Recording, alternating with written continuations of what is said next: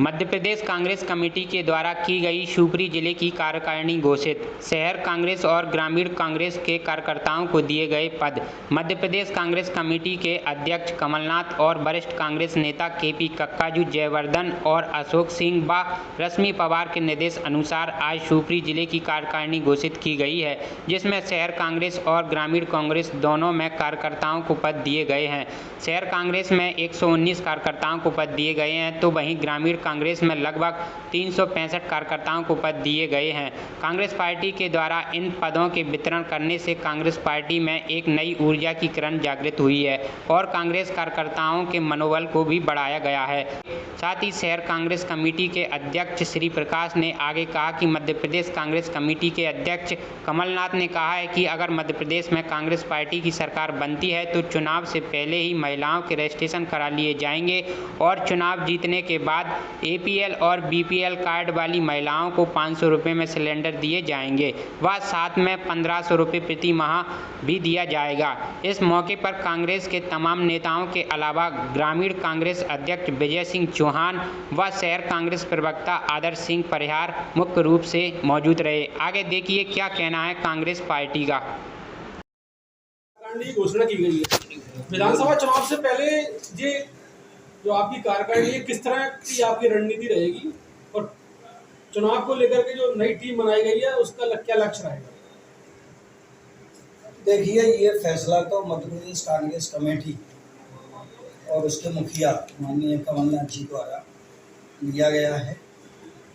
इसका उद्देश्य जो मोटा मोटी है वो इस प्रकार है कि उन्होंने हर जिले को 2 भागों में बांटा है, शहरी क्षेत्र और पेरीफेरी में लगा हुआ पूरा ग्रामीण क्षेत्र।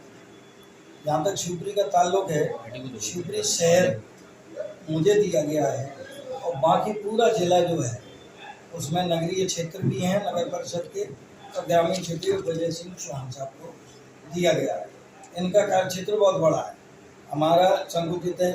हमें उन्होंने इसलिए भी रखा है चुनाव तक कि जो आसन्न चुनाव है उसमें 5 विधानसभाओं में चुनाव लड़ना पड़ता है, बहुत सारे काम करना होते हैं। उसके लिए सारे लोग एडजस्ट हो जाएं, जो लोग उपेक्षित रहे हैं या सिंधिया जी जब यहाँ के सर्वे सर्वा हुआ करते थे तो तमाम ऐसे लोग थे जो उनके हिसाब से नहीं चलते थे, वो कांग्रेस के हिसाब से चलते थे।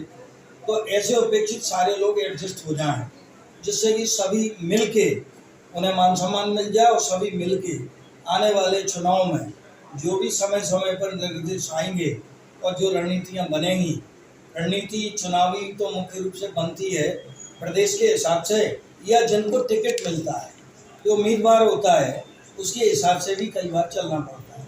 इस दृष्टि से ये बनाया गया है और एक ये अच्छा कदम है और हम और विजय सिंह ने मिलके दोनों ने वो सूची को अंतिम रूप दिया है, जिसका अनुमोदन हो गया आ गया और आप लोगों के समक्ष आज रख दी है। और जो भी निर्देश आए हैं उनमें प्रमुख निर्देश अभी जो आया है वो कमलनाथ जी की घोषणा है। शिवपुरी में कितने फार्म भरे जाएंगे? 2,50,000 फार्म भरने का लक्ष्य है। वो 3 पेजी फार्म है, तो इसके लिए हम कैंप लगाएंगे। उसमें जिन महिलाओं को 500 रुपये का सिलेंडर चाहिए, अगर कांग्रेस की सरकार बनती है तो जो आज हमें आवेदन करेंगे उनको वरीयता दी जाएगी और 500 रुपये का सिलेंडर। दूसरा, चुनाव अगर कांग्रेस सरकार बनाती है तो हर वो महिला जो APL और BPL में आते हैं उन्हें 1500 रुपये माहवार देने का होगा।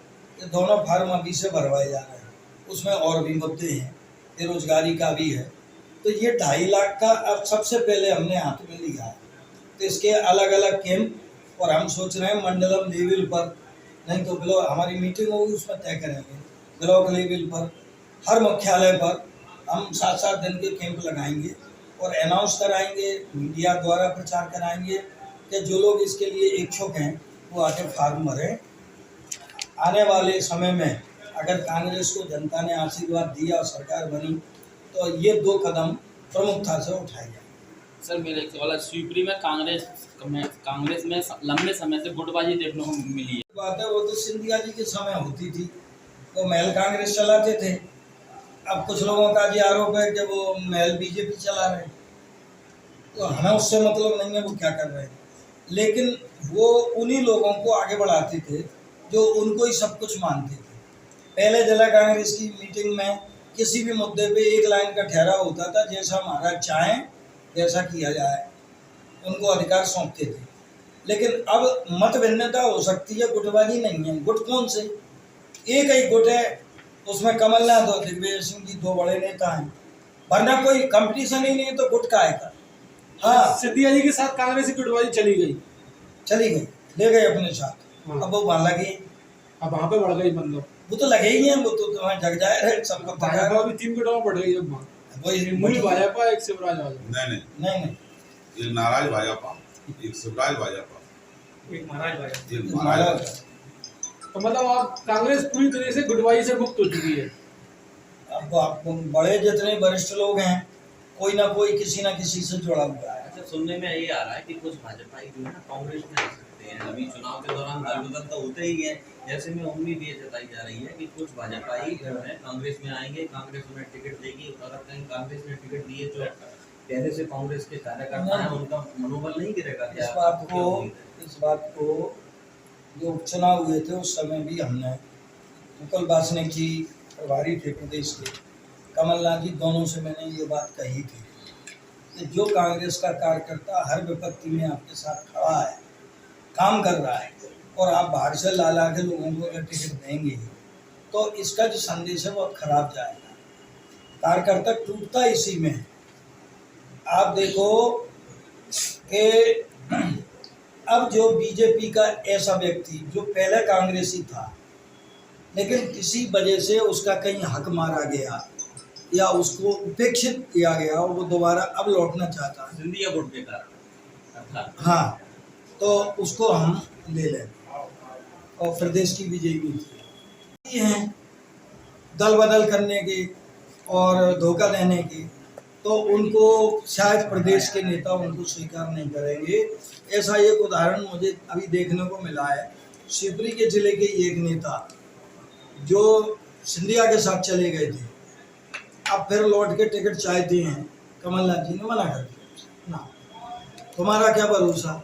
कल मान लो 122 सीटें आई कांग्रेस की और बीजेपी 102 रह गई, तो 20 से वो इस्तीफा करा करूँ कि फिर वही कर लेंगे, तो उनमें सबसे भगने वाले वो लोग होंगे जो आज फिर आ रहे हैं टिकट मांगने।